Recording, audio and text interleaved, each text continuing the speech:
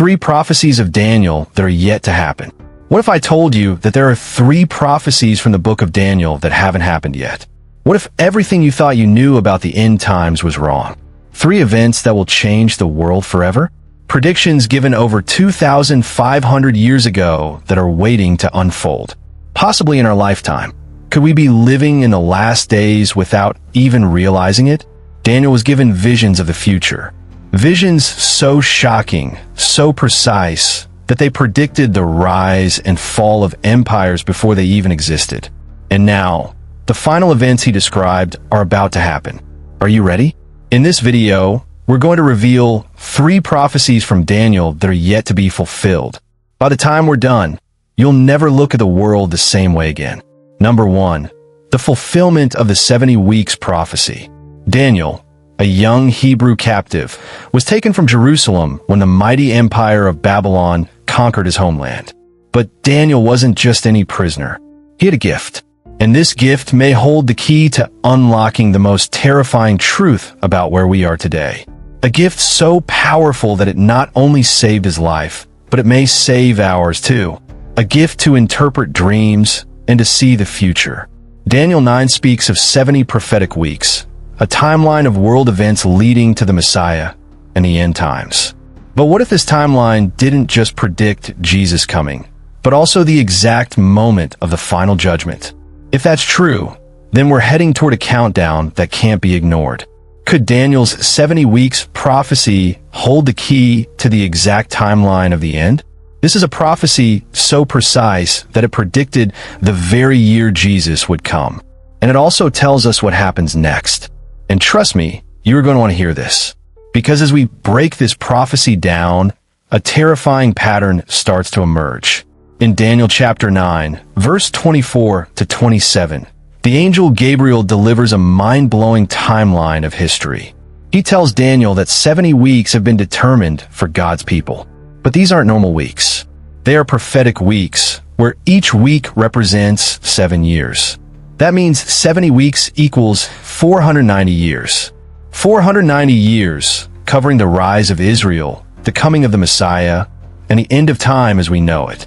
This prophecy was given over 500 years before Jesus was even born, and yet it predicted his arrival to the exact year. Now, let's break it down piece by piece. And when we do, a terrifying pattern will start to emerge, one that may already be unfolding before our eyes. Daniel's prophecy is divided into 3 parts.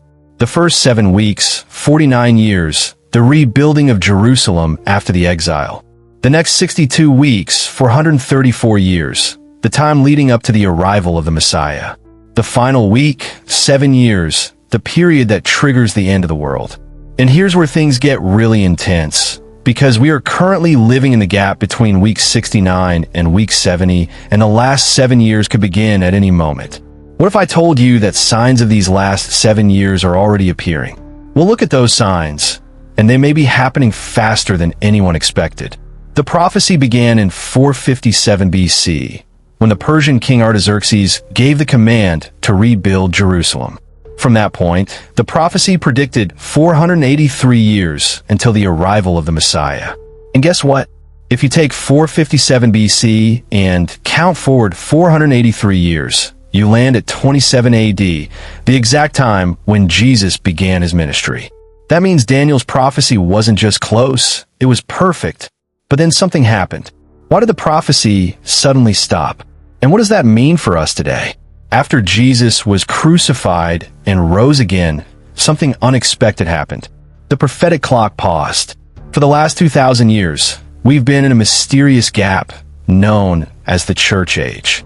But make no mistake, the final week is still coming. And when it does, it will trigger the most terrifying period in human history.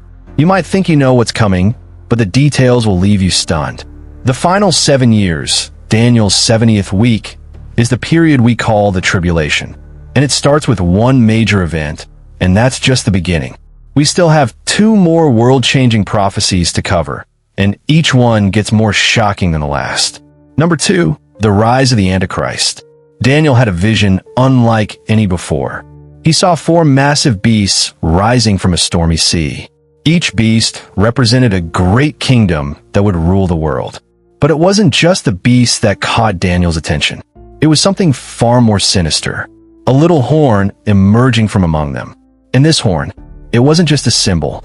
It was a prophecy of the most powerful deceiver the world would ever know. The fourth beast is a terrifying beast with iron teeth. But here's where it gets chilling. From this last beast, 10 horns emerged. And then another smaller horn pushed its way up, uprooting 3 others in the process. And this, my friends, is the Antichrist. In Daniel 7, verse 8, he describes what he saw. While I was thinking about the horns, there before me was another horn, a little one, which came up among them. And 3 of the first horns were uprooted before it. This horn had eyes like the eyes of a human being and a mouth that spoke boastfully. This little horn isn't just another king or kingdom. It's something much darker. It speaks blasphemy against God. It gains power through deception, and it wages war against God's people. In other words, this is the Antichrist. So what do we know about this figure from Daniel's vision? Here are the key traits of the Antichrist. He rises from the fourth kingdom, meaning his empire has ties to Rome. He uproots 3 leaders to gain power, showing he is ruthless and politically cunning. He speaks blasphemous words against God, openly mocking the Almighty. He persecutes the saints, targeting those who refuse to bow to his rule. He changes laws and times, rewriting history to fit his agenda. This is no ordinary ruler. He is the ultimate deceiver, the final dictator, the enemy of God and his people. Revelation 13 expands on Daniel's vision, describing the Antichrist as a beast that rises from the sea, given power by Satan himself. He will perform miracles, deceive the nations, and force people to take a mark that determines who can buy and sell. Daniel 8 gives us even more chilling details. It says the Antichrist will cause deceit to prosper and will destroy many when they feel secure. Think about that for a moment. He won't conquer by brute force alone. He will trick people into following him. But what happens when they realize the truth? The Bible warns us that before the Antichrist fully takes control, there will be chaos, economic disasters, wars, global unrest. People will be begging for a solution. And then he will arrive, a leader who seems to have all the answers, someone who promises peace, unity, and stability. But it's all a lie. 2 Thessalonians 2, verse 9 to 10, warns us the coming of the lawless one will be in accordance with how Satan works.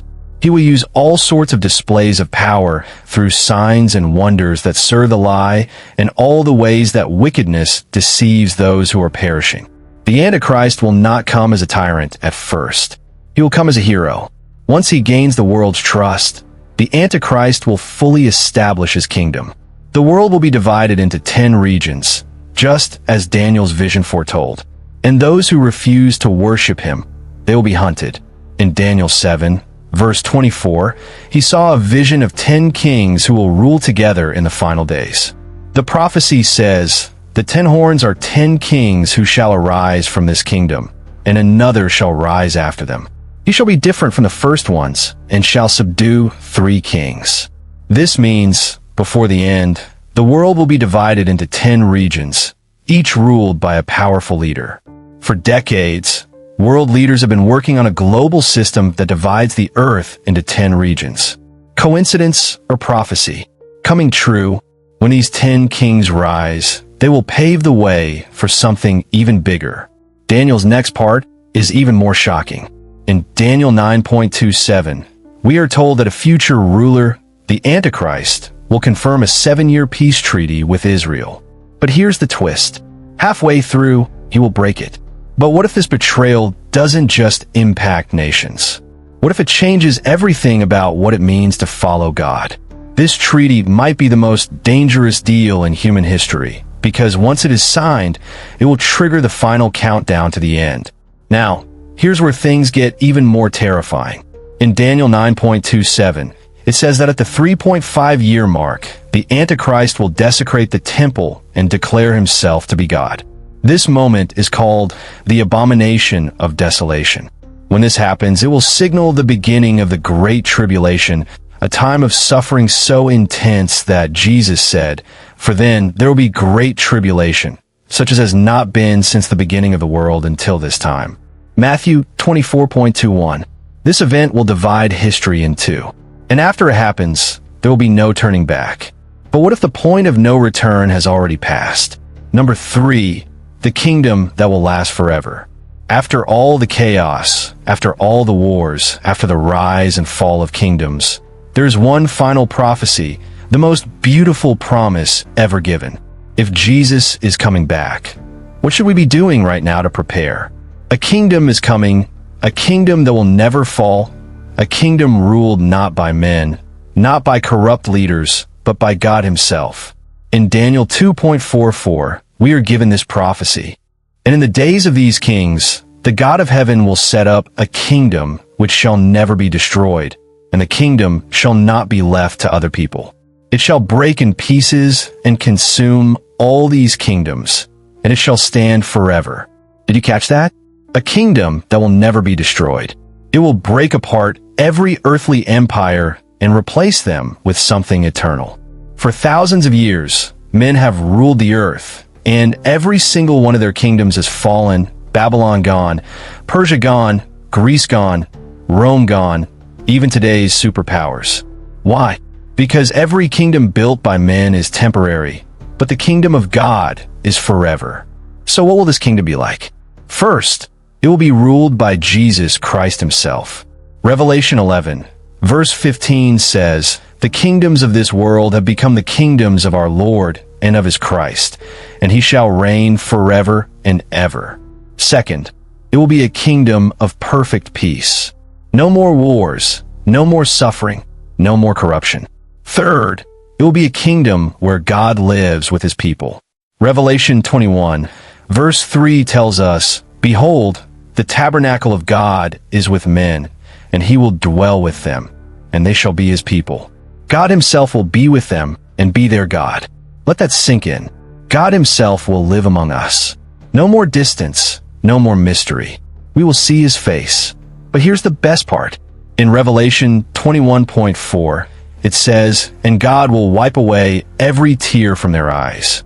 There shall be no more death, nor sorrow, nor crying. There shall be no more pain, for the former things have passed away." Can you imagine a world like that? This isn't just a dream, it's a promise. A world where there's no more disease, no more hospitals, no more cemeteries. A world where you will never have to say goodbye to a loved one again. This isn't just a dream, it's a promise. But here's the question. Who will be in this kingdom? Who gets to enter? In John 3, verse 3, Jesus said, "Most assuredly, I say to you, unless one is born again, he cannot see the kingdom of God."